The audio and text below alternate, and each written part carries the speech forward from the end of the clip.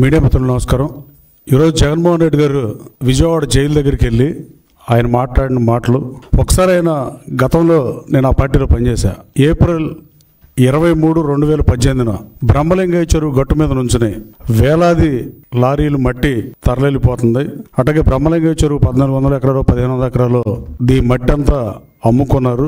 Silt తీయటం అంటే అదే ఇప్పుడు ప్రభుత్వం రిజర్వాయర్ చేద్దాం అనుకుంటే దానికి ఒక 16-17 కోట్ల డబ్బులు రాజేశారు. అలాగే సిల్ట్ తీస్తామంటే ఎంతో కొంత తీస్తారని చెప్పి, కానీ ఈయన్ని తాడి చెట్టు లోతులు మట్టి తవ్వుతారని మీరు అడిగిన మాట వాస్తవం కదా జగన్మోహన్ రెడ్డి గారు. మీరు ఆ రోజున మాట్లాడినప్పుడు అదే బ్రహ్మలింగయ్య చెరువు గట్టు మీద నుంచి మాజీ శాసనసభ్యుడు, అప్పుడున్న శాసనసభ్యుడిని మట్టి కాసుడని, బకాసుడని, రౌడీ అని మీరు మాట్లాడిన మాట వాస్తవం కదా. అప్పుడు మట్టి కాసుడు ఇవాళ మహాత్ముడు అయిపోయాడా? ఆ భావంతోనే మీరు జైలుకి వెళ్ళారా పరామర్శించడానికి? ఫేక్ పట్టాల కేసుని వైఎస్ఆర్ కాంగ్రెస్ పార్టీ అధికారంలోకి రాగానే ఆ రోజున బాపులపాడు ఎంఆర్ఓ ఉన్న నరసింహారావు అని నరసింహారావు అని కేసు పెడితే తర్వాత వైసీపీలోకి రాగానే ఆ ఫేక్ పట్టాల కేసు ఛార్జ్షీట్లో పేరు తొలగించింది వాస్తవం కాదా? ఆ ఎంఆర్ఓని గన్నవరంలో ప్రధానమైన మండలం గన్నవరం బాపులపాడు 75,000 ఓటింగ్ ఉండి 2 లక్షల పైన జనాభా ఉండేదానికి ఒకే ఎంఆర్ఓని కొన్ని సంవత్సరాల పాటు ఉంచిన మాట వాస్తవం కదా. బూతులు తిట్టే వాళ్ళకి మంత్రి పదవులు ఇచ్చి, బూతులు తిట్టే వాళ్ళని ప్రోత్సహించి, తెలుగు భాష మీద దాడి చేసి ప్రజల తిరస్కారానికి గురై 11 సీట్లకు పరిమితమైంది వాస్తవం కాదా?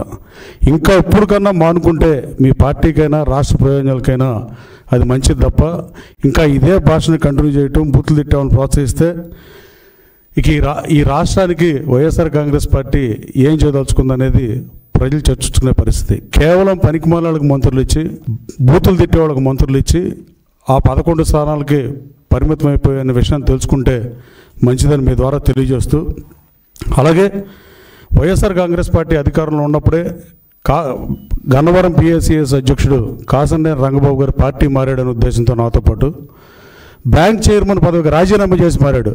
రాజకీయ విలువలకి తిరోధకాలు లేకుండా మీరు అతను రాజీనామా చేయకుండా తీసుకున్న కాసంనేని రంగబాబు బ్యాంక్ ప్రెసిడెంట్ పదవికి రాజీనామా, ఆ రోజు చేరిన వాళ్ళందరూ రాజీనామా చేసి చేరారు. చేరిన రంగబాబు గారి మీద ఆయన కాళ్ళు ఎరగొట్టి, ఆయన మీద కాళ్ళు ఎరగొట్టినప్పుడు గోడవల్లి నరసయ్య గారి ఇంటి మీద దాడి చేసినప్పుడు కానీ, అలాగే మాధల్ సీన్ గారి షాపు అక్రమంగా ఆ రోజు ఎంఆర్ఓలు, ఆ రోజున శాసనసభ్యుడు పడేసినప్పుడు కానీ మీరు ఒక్కసారన్నా ముఖ్యమంత్రిగా అసలు ఏం జరిగిందో కనీసం ఫీడ్ అన్నా తీసుకున్నారా ఇంటెలిజెన్స్ నుంచి కూడా?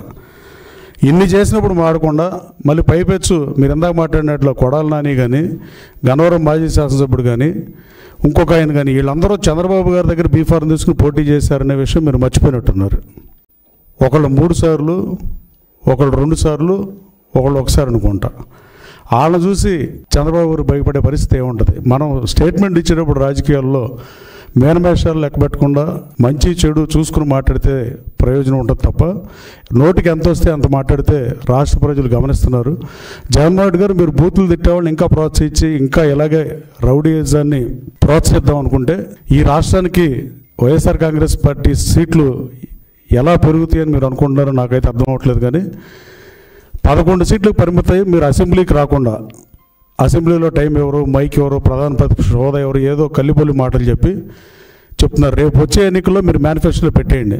అయితే 89 సీట్లు ఇచ్చి అధికారంలోకి వస్తే నేను శాసనసభకు వస్తా, లేదు 10% ఆఫ్ సీట్స్ రావాలి కాబట్టి 175 అయితే 175, పెరిగిన సీట్లు 18 సీట్లు వస్తేనే నేను అసెంబ్లీకి వస్తాను మీరు మేనిఫెస్టో పెట్టి పోటీ చేయమని కోరుతూ, ఇలాంటి వాళ్ళని ప్రోత్సహించి మీరే మట్టి కాసుడు, బకాసురుడు, వేల లారీలు తోలుకున్నాడు, దొంగేళ్ల పట్టాలు, ఇలా ఇన్ని మాట్లాడిన తర్వాత మనం మాట్లాడేటప్పుడు ఆ రోజు మాట్లాడింది రికార్డు ఉంటుంది, ఇవాళ మాట్లాడింది రికార్డు ఉంటుంది, శాసనసభలో అయినా బయటైనా. మీరు అట్లా మాట్లాడటం డెఫినెట్గా ఆక్షేపణీయం, బాధాకరం కూడా. అలాగే జైలు బయటకు వచ్చిన తర్వాత పోలీసు అధికారులని బట్టలు ఓడదీస్తానంటూ ఈ సభ్య సమాజం హర్షించే పరిస్థితి నేను భావిస్తున్నా. Thank you.